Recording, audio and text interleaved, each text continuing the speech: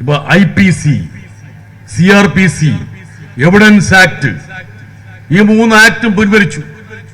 അതിന് പകരം 3 നിയമങ്ങൾ കൊണ്ടുവന്നു. IPCക്കും CRPCക്കും എവിഡൻസ് ആക്ടിനും പകരമായിട്ട് 3 നിയമങ്ങൾ കൊണ്ടുവന്നു. അമിത്ഷായുടെ നേതൃത്വത്തിൽ 148 എംപിമാരെ പാർലമെന്റിൽ നിന്ന് സസ്പെൻഡ് ചെയ്തുകൊണ്ട് ദോശ ചുട്ടെടുക്കുന്നത് പോലെ ഈ 3 നിയമങ്ങൾ പാർലമെന്റ് പാസ്സാക്കി. അല്ല മുസ്തഫ, ഈ 3 നിയമങ്ങളുടെ പേരറിയൂ? പറയാൻ പറ്റുന്നില്ല. നോക്കുക, IPCക്കും CRPCക്കും എവിഡൻസ് ആക്ടിനും പകരമായിട്ട് സ്വദേശ നിയമനിർമ്മാണത്തിന്റെ ഭാഗമായി അമിത്ഷാ കൊണ്ടുവന്ന 3 നിയമങ്ങളുടെ പേരിതാ. ഈ മുസ്തഫയാണെങ്കിൽ ടെലിവിഷനിലൊക്കെ ഘോരം പാർട്ടിക്ക് വേണ്ടി ചർച്ചയിൽ പങ്കെടുക്കുന്ന ആളാണ് മുസ്തഫയ്ക്ക്. ഇവിടെ ആരെങ്കിലും അറിയാം? മുൻനിര നിൽക്കുന്ന ആൾക്കാർക്ക് പെട്ടെന്ന് ചില ആൾക്കാർ മുഖമൊക്കെ താഴേക്ക് വെക്കുന്നുണ്ട്, ഞാൻ ചോദിക്കുന്നില്ല. ആർക്കെങ്കിലും അറിയാം? ഇല്ല. നോക്കുക, സംസ്കൃതത്തിലാണ് പേര്. സംസ്കൃതത്തില് അമിത്ഷാ പറഞ്ഞു ഡീകോളനൈസേഷൻ, അതായത് നമ്മുടെ മനസ്സിലുള്ള കോളനി വൽക്കരണത്തെ അവരുടെ അപനിർമ്മാണം നടത്തുകയാണ്. സ്വദേശ നിയമങ്ങൾ. അപ്പൊ ഈ നിയമങ്ങളുടെ പേര് എന്റെ സ്നേഹിതൻ മുസ്തഫയ്ക്ക് അറിയാത്തത് കൊണ്ട് എനിക്ക് ഒരു വിഷമമില്ല. എന്താ കാരണം അറിയാം? മദ്രാസി ഹൈക്കോടതിയിൽ ഒരു ജഡ്ജി പറഞ്ഞു എനിക്കറിയില്ല ഈ നിയമങ്ങളുടെ പേരെന്താണ്. ഈ നിയമങ്ങൾ ദിവസവും കൈകാര്യം ചെയ്യേണ്ട ഒരു ജഡ്ജി പറയാണ് ഇത് എന്തോന്നാണ് ഈ നിയമങ്ങൾ. രാജ്യത്തെ മുമ്പോട്ടാണോ നയിക്കുന്നത്, പിമ്പോട്ടാണോ നയിക്കുന്നത്?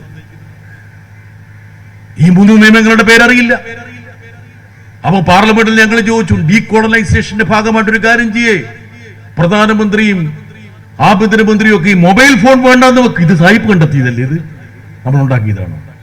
ഡീകോളനൈസ് ചെയ്യേ. പ്രധാനമന്ത്രി സഞ്ചരിക്കുന്ന വിമാനം 830 കോടി രൂപയുടേത്. ഇവിടെ ഇങ്ങ നമ്മുടെ മുഖ്യമന്ത്രി എങ്ങ 10-20 ലക്ഷം രൂപയുടെ വണ്ടി മേടിച്ച വലിയ ബഹളം. 830 കോടി രൂപയുടെ വിമാനം, ബെൻസ് കാറുകള്, ഒരു നിര തന്നെ. ഡീകോളനൈസേഷൻ ആണ്. ഒരു കാര്യം ചെയ്യേ, ഇതൊക്കെ വേണ്ടെന്ന് വെക്ക്. നിങ്ങളല്ലേ പറഞ്ഞത് റൈറ്റ് സഹോദരന്മാര് വിമാനം കണ്ടുപിടിക്കുന്നതിന് 5000 വർഷം മുമ്പ് ഇന്ത്യയിൽ വിമാനമുണ്ടായിരുന്നു? ആരാ പറഞ്ഞത്? BJP നേതാക്കളല്ലേ. എന്താണ് ഈ തട്ടിപ്പ്, ഈ ഡീകോളനൈസേഷൻ? അങ്ങനെയാണെങ്കിൽ ക്രിക്കറ്റ് എന്ന് പറയുന്നത് ബ്രിട്ടനിൽ നിന്ന് വന്ന കളിയല്ലേ? എന്തിനോടോ അമിത്ഷായുടെ മകൻ ജയ്ഷാ ഈ ക്രിക്കറ്റ് കൗൺസിലിന്റെ അധിപനായിട്ട് നിൽക്കുന്നത് നിരോധിച്ചൂടെ? വാഹനം വേണ്ട, മൊബൈൽ വേണ്ട, ഇലക്ട്രിസിറ്റി വേണ്ട, ഒന്നും വേണ്ട. ഇതൊക്കെ വേറെ വിദേശ രാജ്യങ്ങളിൽ കണ്ടുപിടിച്ചതാണ് എന്ന് പറഞ്ഞൂടെ? ജനങ്ങളെ കബളിപ്പിക്കുന്നതിന് ഒരു പരിധി വേണം.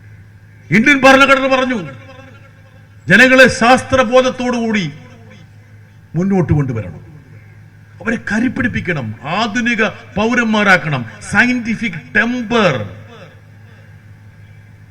ഇന്ത്യൻ ശാസ്ത്ര കോൺഗ്രസ് ഇന്ത്യക്ക് സ്വാതന്ത്ര്യം കിട്ടുന്നതിന് മുമ്പുള്ള കോൺഗ്രസ് ആണ്. എനിക്കൊന്ന് 114 വർഷം മറ്റേ ആയിട്ടില്ല. CV രാമനെ പോലുള്ള മഹത് വ്യക്തികൾ ആധ്യക്ഷം വഹിച്ച സയൻസ് കോൺഗ്രസ്.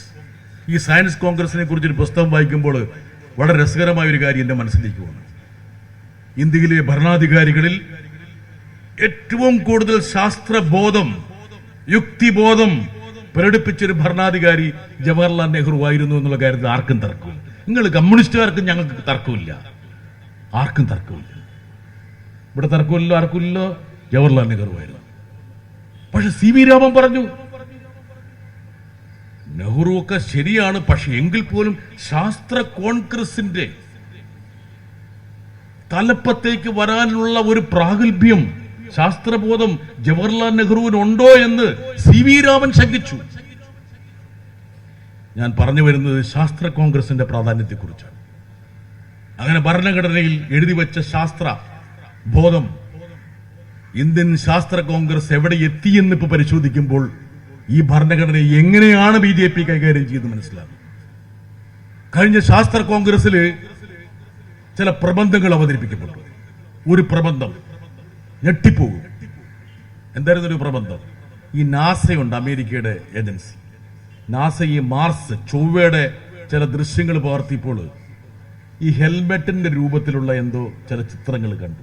ഹെൽമെറ്റിന്റെ രൂപത്തിലുള്ള അവരാ ചിത്രങ്ങളൊക്കെ എല്ലാവർക്കും അയച്ചു കൊടുക്കും, സ്വാഭാവികമായിട്ടും ഭാവി ഗവേഷണത്തിന് സഹായകരമാകട്ടെ എന്ന് വിചാരിച്ചുകൊണ്ട്. ശാസ്ത്ര കോൺഗ്രസിൽ ഒരു പണ്ഡിതൻ ഒരു പ്രബന്ധം അവതരിപ്പിച്ചു. നാസയുടെ നൂതനമായ ക്യാമറയിൽ പകർത്തപ്പെട്ട ദൃശ്യമെന്ന് പറയുന്നത് മഹാഭാരത യുദ്ധകാലത്ത് ഒരു രാജാവിന്റെ തലയിൽ നിന്ന് തെറിച്ചുപോയ ഹെൽമറ്റാണ്. മഹാഭാരത യുദ്ധകാലത്ത് ഒരു രാജാവിന്റെ തലയിൽ നിന്ന് തെറിച്ചുപോയ ഹെൽമറ്റാണ് നാസയുടെ ക്യാമറയിൽ കിട്ടിയത്. ഇത് ഏതെങ്കിലും ഒരു വ്യക്തി ഏതെങ്കിലും കവല, ഇപ്പൊ ഇവിടെ ഒരു വിശ്വഹിന്ദു പരിഷത്തുകാരനോ RSകാരനോ ഇവിടെ ഒരു കവലയിൽ ഒരു പ്രസംഗം നടത്തുമ്പോൾ പറഞ്ഞതാണെങ്കിൽ പ്രശ്നമില്ല. CV രാമനെ പോലുള്ള ലോകത്തിന്റെ നെറുകയിൽ സ്ഥാനം പിടിച്ച ശാസ്ത്രജ്ഞന്മാർ അധ്യക്ഷം നൽകിയ ശാസ്ത്ര കോൺഗ്രസിൽ അവതരിപ്പിക്കപ്പെട്ട ഒരു പ്രബന്ധത്തിൽ പറഞ്ഞിരിക്കുന്ന കാര്യം.